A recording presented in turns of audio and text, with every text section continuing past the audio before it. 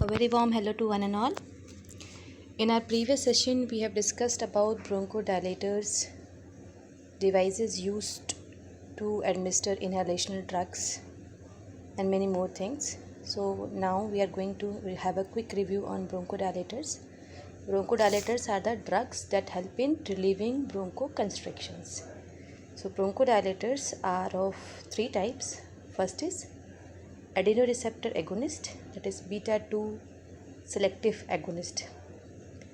They are of two types, means adenoreceptor agonists are of two types, short acting and long acting. Short acting includes salbutamol and terbutaline, and long acting include famotidine and salmeterol. Other category of drug which is used as a bronchodilator as xanthine derivatives and antimuscarinic drugs. So in this class we will discuss this thing in detail.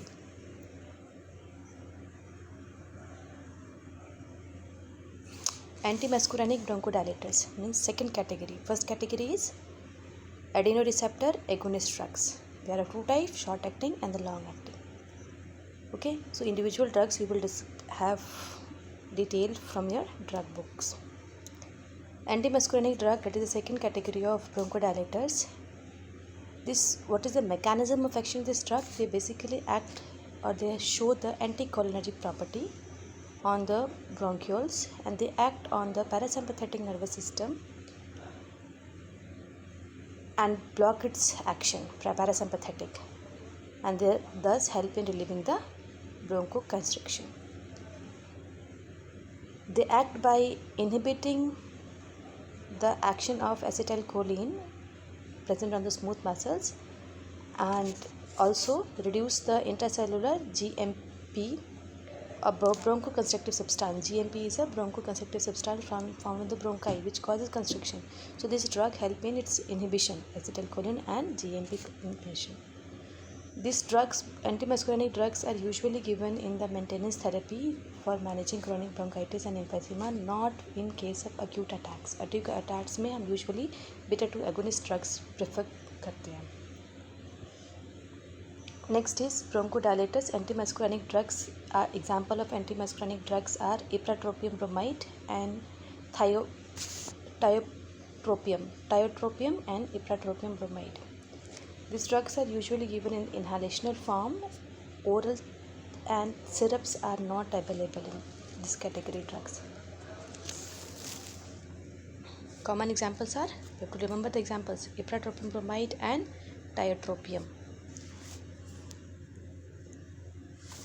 Now the common adverse effect of antimuscarinic category 2 bronchodilator is it's caused dryness of mouth, nausea, constipation and headache. So according to the adverse effect, we have to keep in mind how to manage this thing, means what are the nursing responsibility while administering these drugs. So if it causes dryness of mouth, you have to encourage the patient to have excessive hydration. You have to do oral care to the patient, those who are bedridden or dependent on you. Nausea, you have to educate them for soft, bland diet. Constipation, fiber-rich diet, excessive exercise and all. Increase intake of fluids and headache. So next is xanthine derivatives, category 3. Third type, last type of bronchodilator is xanthine derivatives. Main xanthine used clinically is theophylline. Remember this, xanthine derivatives is theophylline, derifylline. Okay, they are the mainly used, most common use xanthine derivatives. Theophylline is a bronchodilator which relax smooth muscles of the bronchi. It's a bronchodilator. It belongs from the bronchodilator category. That is why it's a bronchodilator, and it acts by relaxing the smooth muscles of the bronchi, and it is used for reversible airway obstruction. We know airway obstruction, reversible airway obstruction includes chronic bronchitis, asthma and atelectasis. Okay. One proposed mechanism of action is that it acts by inhibiting phosphodiesterase, thereby increasing the CAMP, leading to bronchodilation. So it's mechanism of action, how it acts on human body. It acts by inhibiting the phosphodiesterase. Phosphodiesterase, a chemical enzyme which is responsible for bronchoconstriction. So this drug will inhibit its action, means bronchoconstriction is relieved, and also thereby increasing the CAMP का level क्या करेगा, it will increase, that will cause dilatation. If it isn't decreased, it will cause bronchoconstriction. So commonly used xanthine derivatives drugs are again theophylline, aminophylline. They are also given in the form of inhalation and tablets also. Inhalation drugs are very less used. Usually we are giving in tablets or the syrup for children's. Individual drugs we can discuss, you can study it from your drug book, but the basic concept behind this individual drug you can write it by understanding the classification. Next is adverse effect. Common adverse effect while administering theophylline. This is very important. Theophylline has a very narrow therapeutic range, means if we have an overdose of this drug, patient will have various other adverse effects. So while giving theophylline to a patient, we have to closely monitor the serum level of theophylline in patient body. So toxicities related to theophylline level is usually 5 to 15 microgram per ml of blood. There is least toxicity. Patient will not have any symptoms if the level is between 5 to 15. Okay. If it is 20 to 25 microgram per ml, patient may have mild symptoms like nausea, vomiting, diarrhea, insomnia, restlessness. So we have to identify it immediately, and we have to start the interventions to reduce the level of theophylline in the blood. Means we have to withhold the next dose. Okay. But if the level is more than 30 microgram per ml, serious adverse effects including dysarrhythmia, convulsion, cardiovascular collapse may result in death of the patient. So that is why we have to monitor the patient every time, so that this therapeutic level will remain in the therapeutic range. It will not rise further, because patient may lose the life also. That is very important part, nursing responsibility while administering theophylline to the patient. Next is nursing responsibility while giving theophylline xanthine derivative to the patient. Very important. अभी हमने discuss किया क्या है, that is xanthine derivatives. Theophylline has a narrow effect and it causes toxicity. So we have to monitor the therapeutic serum level of theophylline in blood. 5 to 15 is the normal range, and if it is above, we have to start the intervention. Okay. If patient miss a dose, अगर suppose patient ने आज का dose miss कर दिया, if patient missed a single dose, so don't double the dose in the next schedule, because it may further increase the serum level and which may become toxic to the patient. So this type of education you have to give to the patient. Okay. Next is instruct the patient that sustained release tablets should be swallowed intact, should not be crushed or chewed by the patient. Caution patient in consuming caffeine. Also we have to educate the patient in consuming caffeine containing beverages like tea, coffee and other things, other sources of caffeine, because it intensify the adverse effect and decrease the metabolic action of the metabolism of theophylline. Means it will intensify the effect, side effect बढ़ जाएगा, or if this drug is not excreted, metabolized by the body, and that may result in toxicity. Okay. So nursing alert is very important in case of theophylline.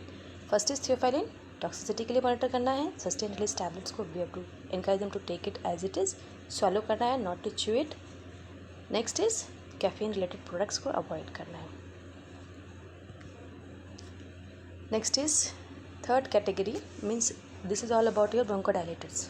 Bronchodilators are of three types. What are the types? Adenoreceptor agonist, beta 2 selective agonist. There are two types. Adenoreceptor agonists are of two types, short and long acting. Then comes xanthine derivatives and the antimuscarinic drugs. Antimuscarinic drug example of antimuscarinic drug is ipratropium bromide. Okay.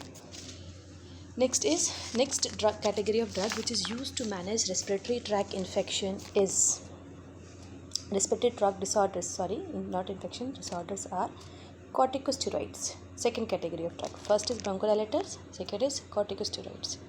So corticosteroids are not only particular category of drug which is used to manage respiratory disorders. These steroids can be used to manage various other disorders also. Same way, steroids are used to manage respiratory disorders also. So there are certain particular drugs which we are using to manage respiratory conditions, and they are used for prophylaxis of chronic asthma. Means acute attack we cannot give this drug.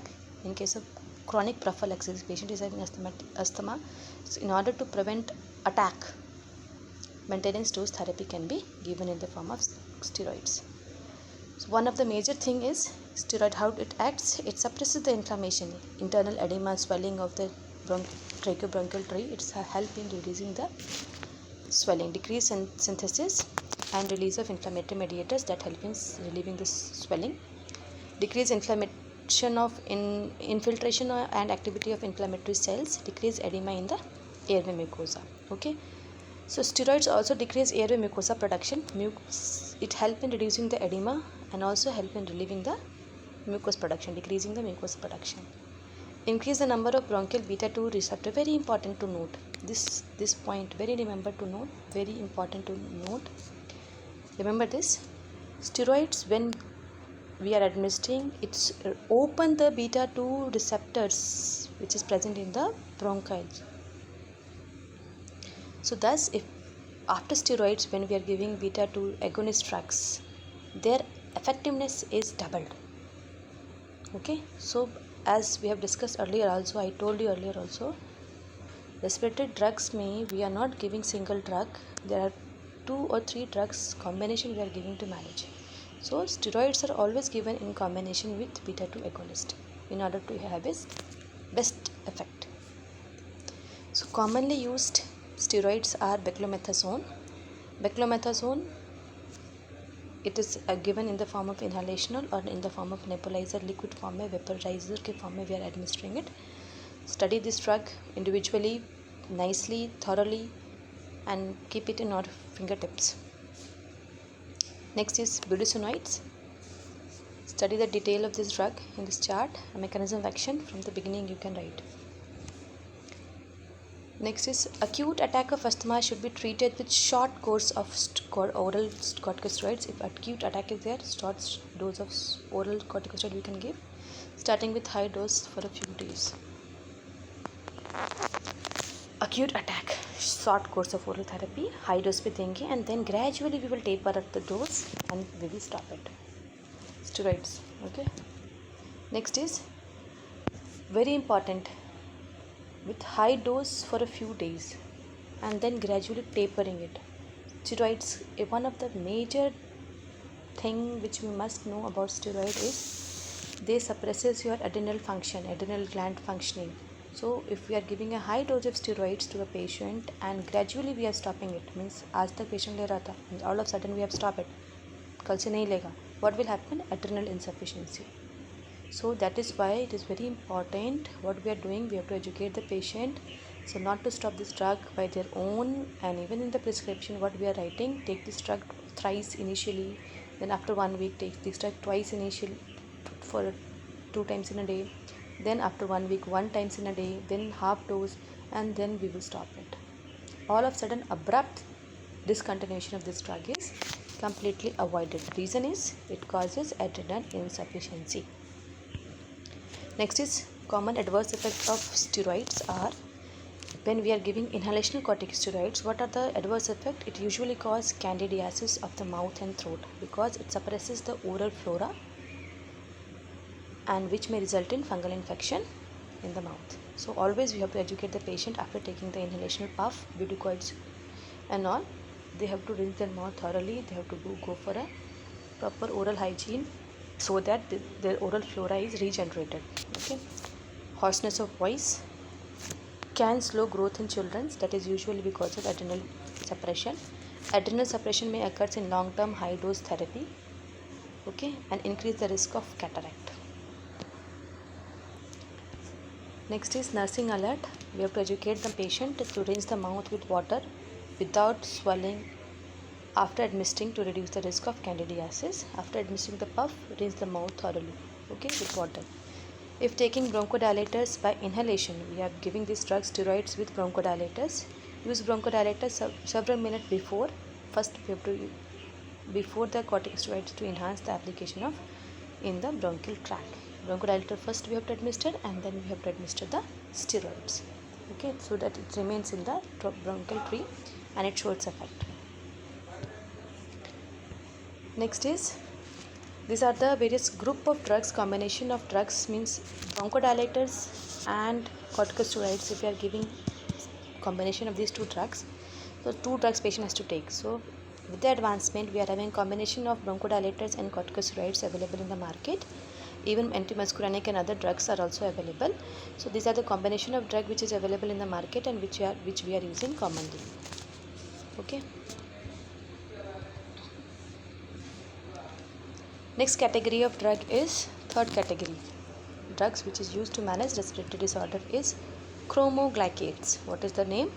Chromoglycate. It is also called mast cell stabilizer. Mast. We know one of the inflammatory marker is mast cells. When there is inflammation, whether it's in the tissue or cell of trachea, bronchi or anywhere else, there is a constant release of mast cells which causes inflammation or edema, swelling. Okay, so mast cell stabilizer help in stabilizing the mast cells, means they reduce the number of mast cells from that inflammatory part and help in preventing the edema. And prevent the release of bronchoconstrictive and inflammatory substances in the bronchi. Okay, so these things, mast cells are usually in response to inflammation, and this inflammation is usually allergic trigger, allergens related. Okay, only for prophylaxis of acute asthma we are giving these drugs. So example of chromoglycates are chromoglycate sodium and nitochromyl sodium. They are given. This stabilizes the mast cells. So if what this is very common, हम सब ने सुना है, what patient says, I am having allergic type asthma. So allergic asthma में what is there? Mast cell is more. So for treating that type of asthmatic conditions, we are giving mast cell stabilizers. Okay, chromoglycates common adverse effect are transient bronchospasm. It causes all of a sudden bronchospasm, constriction, and other coughing and throat irritation is there. So what we have to give?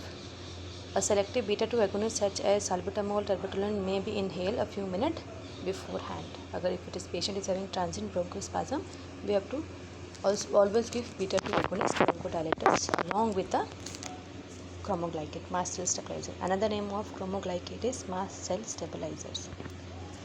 Next is nursing alerts while giving chromoglycates. Chromoglycates are for long-term prophylaxis. Long-term means if patient is having allergic reaction, this drug can be given for a long time.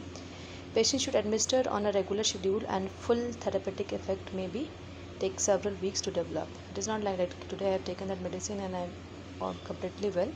These drugs will take time because it has to these drugs will stabilize your mast cells. So it is not a short therapy. It is always in the form of long-term therapy. They are contraindicated in patients who are hypersensitive to the drug, means in case of allergic reaction, chromoglycates cannot be administered.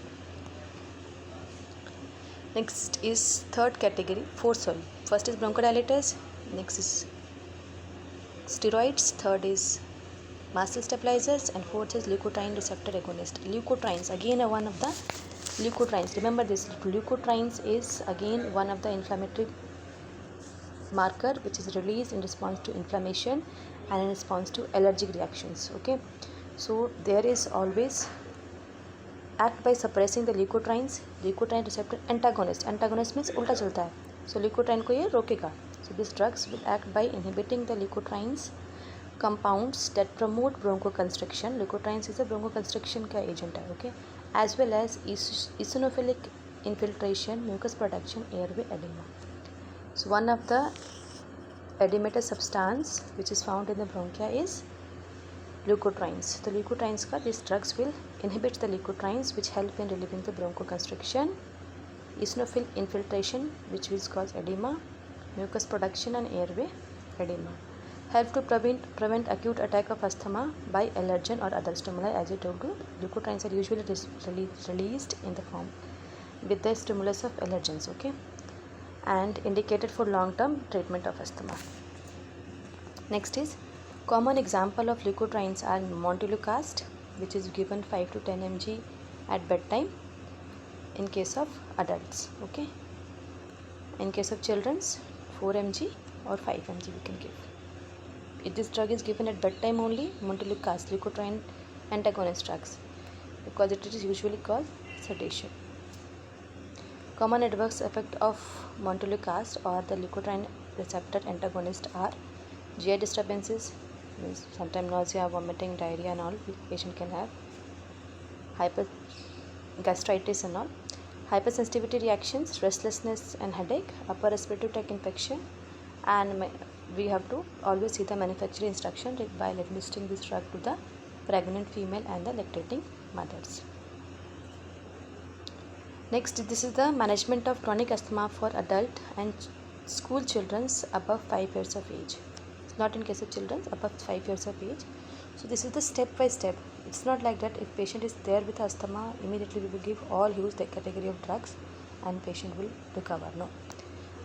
Category of drug we know it. What are the category of drug? Bronchodilators, mast cell stabilizers, then we are having leukotrienes antagonist, then we are having steroids. Okay, so step by step what we are doing, occasionally relief. If patient is getting occasional relief with short acting beta 2 agonist, first step we will start the beta 2 agonist. If there is no full term relief, occasionally sometimes patient is okay, sometimes patient is not okay, so what we will move to the second step. Second steps, add regular preventer therapy, standard dose inhaler steroids. Beta 2 agonist alone is not working, we will start the steroids also next step. Okay, next is, if again beta 2 agonist and steroids both are not working, okay, add long term inhalation of beta 2 agonist. Dose of inhalation steroids may also be increased, will increase the steroid dose. Add high dose of inhalation, then further if it is not relief, further the dose of steroids are increased. Next 5, add regular oral steroids. Means if high doses of steroid is also not working, regular prednisolone we will give, regular higher dose of steroids we will give. Once the patient is stabilized, then we will start stepping down, reducing the dose, and then we will at minimum dose we will continue the drug for a longer period of time. Okay, stepping down means that is gradually we have to reduce the dose. Then once we are reducing the dose for 3 months, every 3 months we have to review the patient condition towards the compliance towards the drug, so that further reduction or increase in the dose can be identified. Okay, if symptom control may initiate stepwise reduction, stepwise we will reduce lowest possible dose and or oral oral steroids we can give, gradual reduction of dose by inhaled corticosteroids to the lowest dose with controlled asthma. Okay, this is the this. So next we will have in part 3